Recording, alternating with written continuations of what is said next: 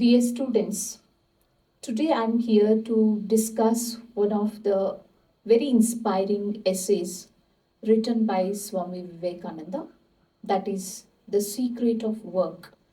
It's also a part of syllabus for BA first semester AECC under KUD.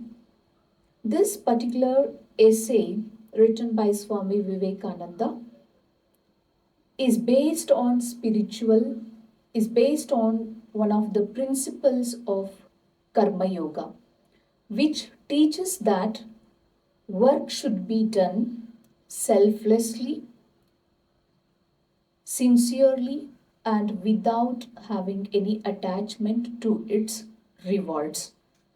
Vivekananda explains in this essay that the true purpose of work is not merely to earn money or to gain fame or to gain power or respect, but to develop one's character, purity of the mind, and service to the humanity.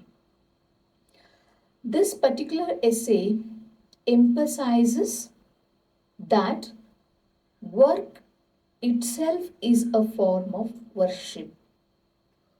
Work is worship, as Basvana also tells the same thing. If you do your work, if you perform your action selflessly, and that is the real worship to the God. Probably all great philosophers, intellectuals, they focused on the same thing and they talk about the same thing and how performing our actions is very significant in our life. In that only we can find the real God. In that way, Swami Vivekananda, we all know that how great he is because he believes in service to the humanity, and also he gives more significance to character building, and also he emphasizes on education and how one need to be self confident, and also he talks about universal brotherhood, and we all very much familiar with his very famous word sentence, arise, awake, and stop not till the goal is reached. With such kind of messages, Swami Vivekananda has brought the light into the life of many young minds. The real inspiration to all the youths, not only in India, across the globe, that is Swami Vivekananda. In this essay, he gives more focus on the greatest work is selfless service performed without any reward.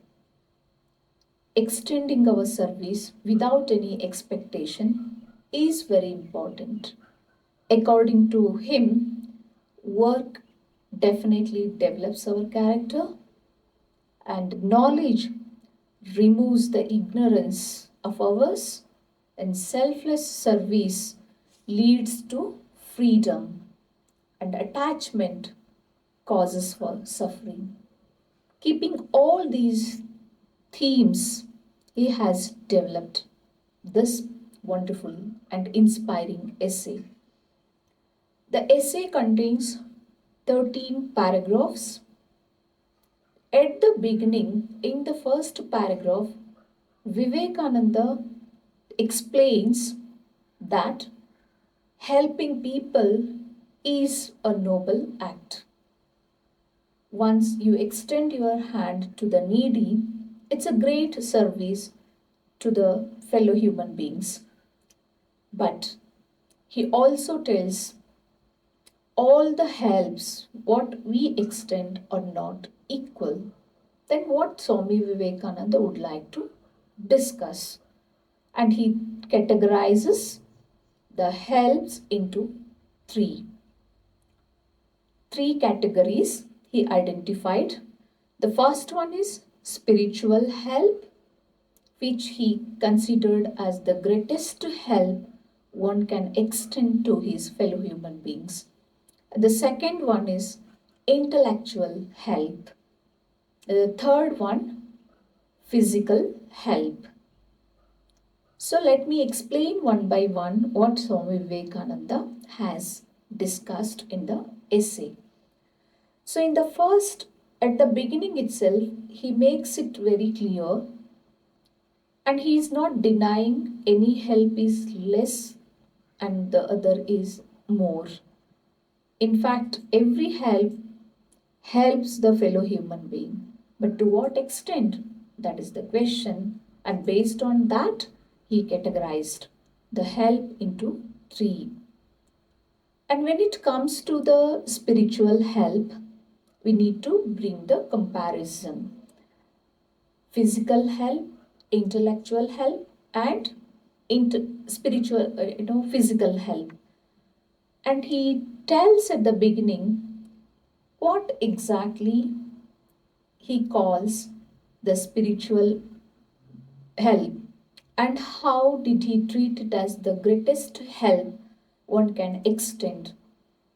He explains that when a person extend a help to the needy who is suffering with the lack of food, or the one who can fulfill the stomach of the person who is hungry, or he can also extend his little hand by giving money who is in need of it, or maybe we can provide the food or shelter or the clothes.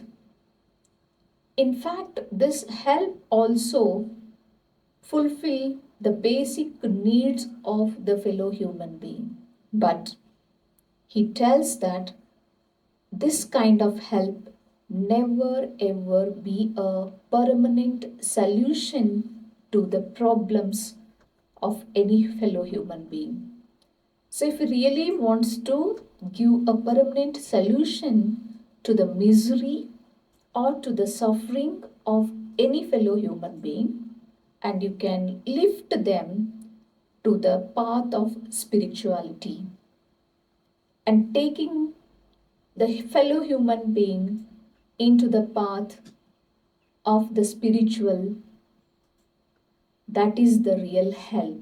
And he considered that help is the greatest help, because even Buddha also states the same thing. For every human being's suffering, the real cause behind every human being's suffering is the expectations. We start to expect something, if it is not fulfilled, and it leads for kind of misery, and misery causes for suffering in the life. To come out of all these sufferings and misery, sorrow, forever, it's not momentary, forever. The only way is to moving into the path of spirituality. That is the only way, what Swami Vivekananda tells. So for that reason, if we extend that kind of knowledge to the people, help them to move into the path of spirituality, and there we can help the people forever to come out of their miseries. That's what he discussed at the beginning of the paragraph of this essay. And in the second paragraph, he talks about the second important help what one man can extend to the other man. That is intellectual help. What do you mean by intellectual help? What Swami Vivekananda explains about it. Intellectual help is extending the knowledge to them, fulfilling their brain with the abundant knowledge. And that knowledge helps them to build their career, build their personality, and construct their life on their own, and making them to lead the life, independent life, economically, socially, spiritually, mentally, psychologically, helping the other human being to lead independent life. And you are going to extend such a kind of knowledge, through that they can take up their decision on their own, and also they can earn their bread on their own. And such kind of help can avoid persons to come and beg in front of others for to fulfill their basic needs. And that is he called as intellectual help, providing education and making them to lead economically, socially, an independent life. And third help, that's what he called as physical help. At the beginning, before explaining the spiritual help, what I told, providing food or shelter or the cloth to the fellow human being who are in the suffering and who are in the real need of that. And many a time we can also in the need of money, and such kind of help what we provide, and he can call it as a physical help, materialistic help. That's what he tells in the third paragraph. And in the fourth paragraph, he talks about how honesty, education, spiritual strength, and self control helps the human being to mold their personality. And these kind of changes only bring a drastic transformation in the character. And that is he discussed in the fourth paragraph. And in the fifth paragraph, he has given a focus on Karma Yoga, what I treated as the central theme of the essay. The beginning itself, I told about what is the central theme of the essay. In the fifth paragraph, you can find out the central theme of the essay, where he has given more focus on Karma Yoga. While discussing about Karma Yoga, he has brought Bhagavad Gita and what it teaches to us. And Bhagavad Gita, we Indians considered the holy book for us, and Bhagavad Gita teaches the human beings to mold their personality and to lead a better life and meaningful life. And in Bhagavad Gita tells us everyone must work continuously without any kind of expectation. One should not be lazy enough. Everyone should work continuously without any expectation. And each and every conduct of ours, work of ours, or action of ours produces our karma, destiny.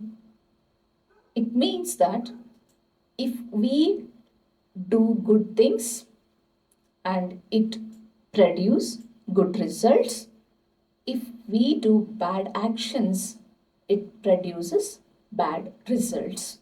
So based on our work, what kind of work we are doing, what kind of service we are extending to the society, so based on that our karma decide.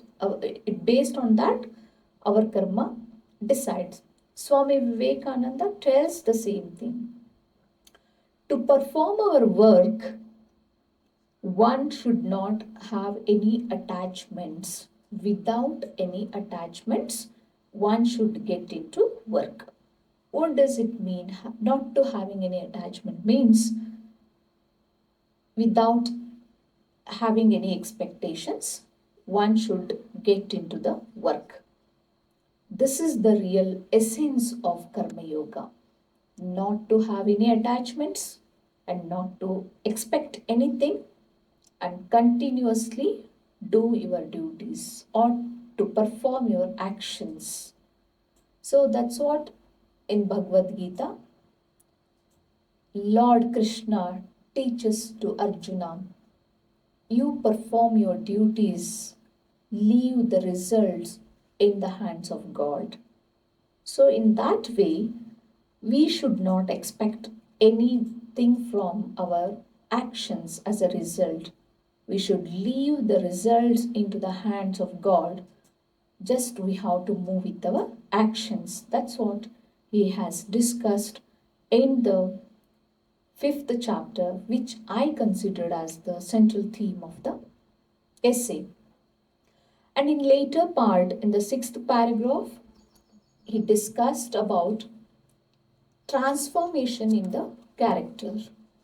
Okay, so every action leaves an impression on our mind. We all know that, and these impressions are called samskaras.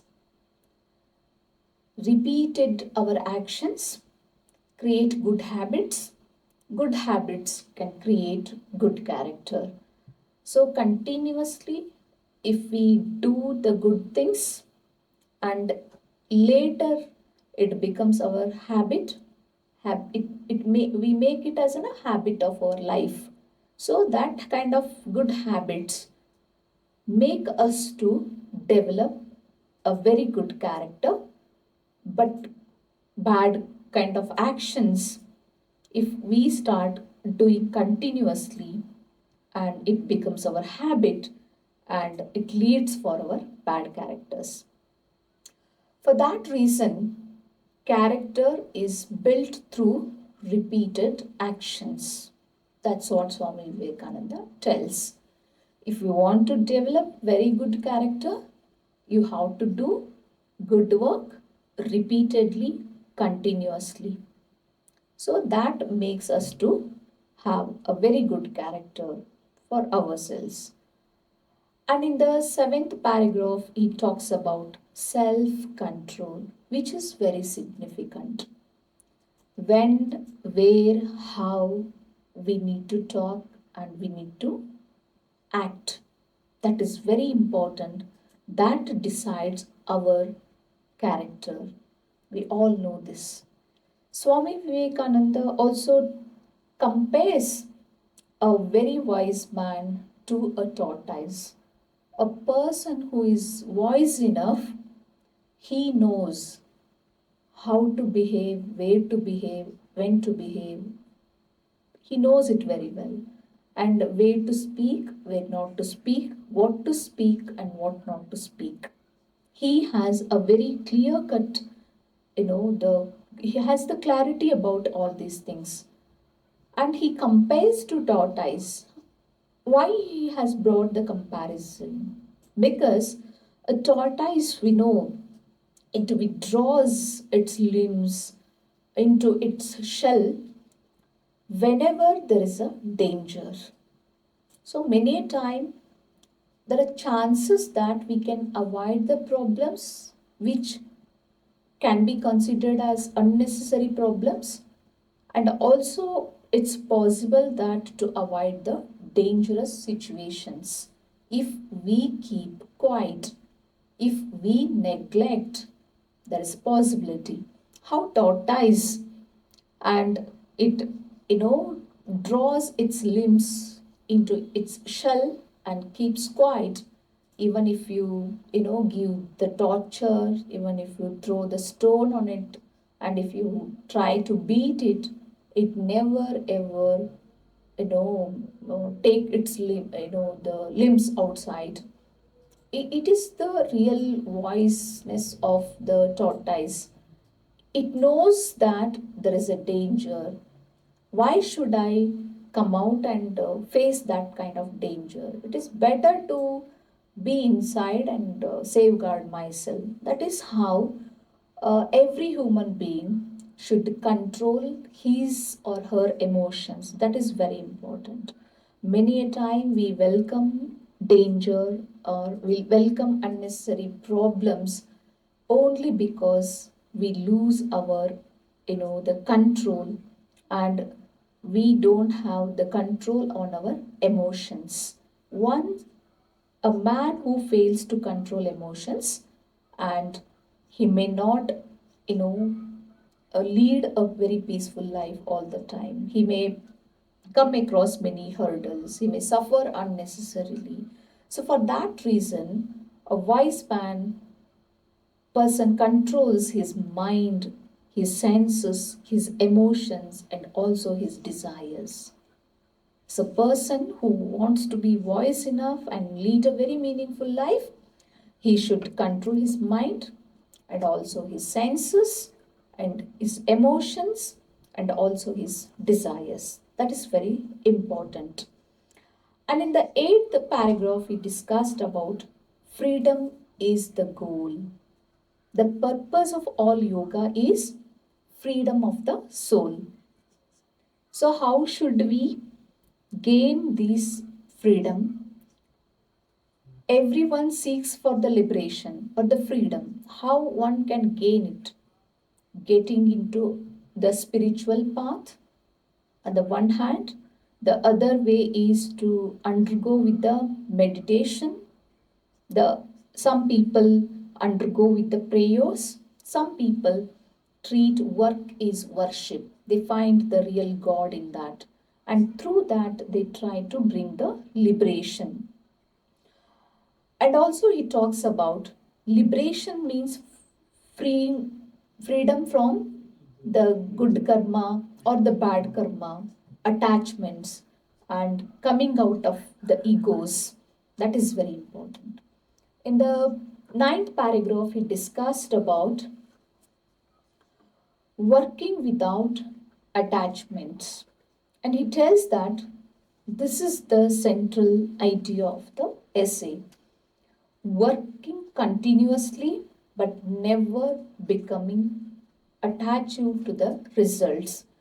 If we become attached, we become slaves. If we remain detached, we become masters. So, that thing one should remember. So, if I want to be a master, I should not have any kind of attachments. Attachments always brings the misery. Once we attach to something or to somebody, if that person leaves us, or if we are unable to fulfill anything with that kind of attachments, and that leads for sorrow or kind of misery, and misery leads for eternal suffering in our life. So for that reason he tells that one should not have any kind of attachments to anything. And the 10th paragraph we discussed about what Swami Vivekananda treats the real love. And real love is never be selfish.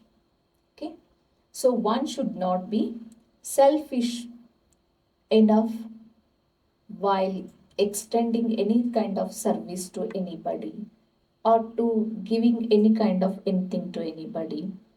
And we should not selfish enough for the sake of to gain the reward or to name or power or money. We should not extend our help, and one should lead selfless life.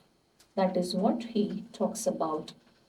And later he focuses on mercy, which is one of the greatest qualities of human being, not the power. Mercy is greater than power. The man with mercy is twice blessed. Even Shakespeare also talks about mercy, how it is so great.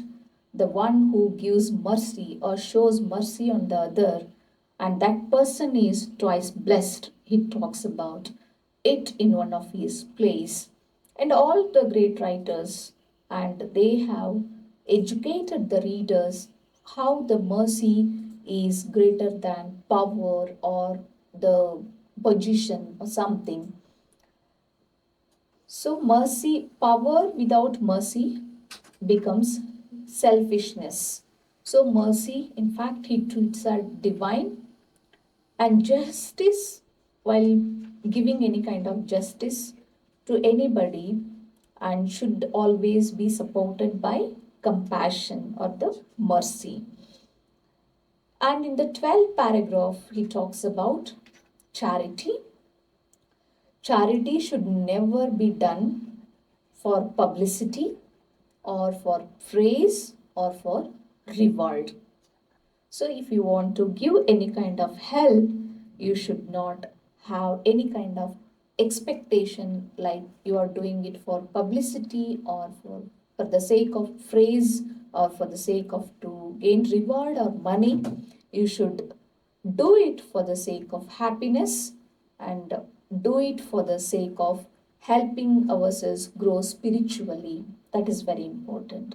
In the last paragraph, in the concluding paragraph, Vivekananda explains that an ideal householder can also attain spiritual greatness.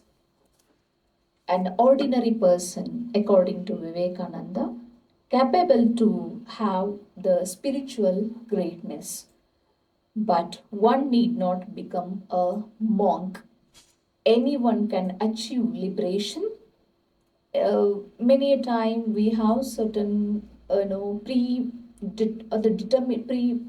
preoccupied with the pre-mind, that monks only can able to move in the direction of spirituality. It's not so, as Swami Vivekananda make it very clear at the last paragraph.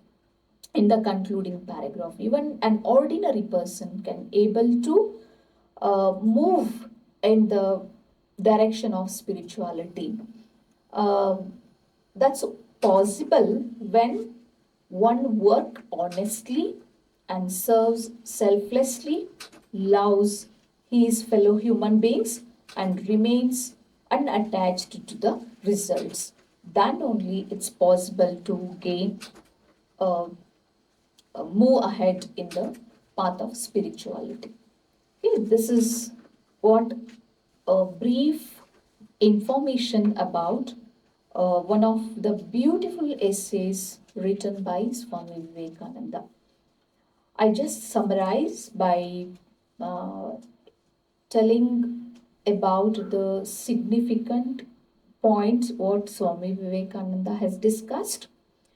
Uh, Dear students, remember he categorized the help into he help is categorized into help is categorized into three forms. One is spiritual help, which he considered as the greatest one, and second one, intellectual help, means extending the knowledge. And the third help is physical help, providing food or shelter, fulfilling the basic needs of the human being. Then he talks about how one should build his character. Repeated our actions makes them to be an habit, and those habits decides our character. If you develop, if you continuously do your all good work that makes your habit, that habit becomes your character. So bad things makes you bad person, good things makes you to be a good person. And later he talks about how one should control his emotions, his senses, his feelings, and not having any attachments, and also comes out of one's ego. He talks about by bringing the comparison with the tortoise, he talks about how one should avoid all such kind of danger and become a very wise man to lead a very meaningful life. And later he mentions about Bhagavad Gita and how one should, how one's karma decides based on his actions. If you go with the good actions, you become good person. Bad actions brings bad name to you. That is what we say our karma. Okay, and at the later part, he discussed about uh, other thing, that is how man can, you know, uh, build his, transform his character, transformation of character. How could it be possible? One can able to give the selfless service, and also very significantly he talks about karma yoga. Karma yoga means giving selfless service. That is what he treats as the central theme of the essay. And in the concluding part, he talks about even an ordinary person can lead the spiritual life. It's possible when he works honestly, gives selfless service, loves his fellow human beings, and remains unattached to the entire world or to his any kind of actions.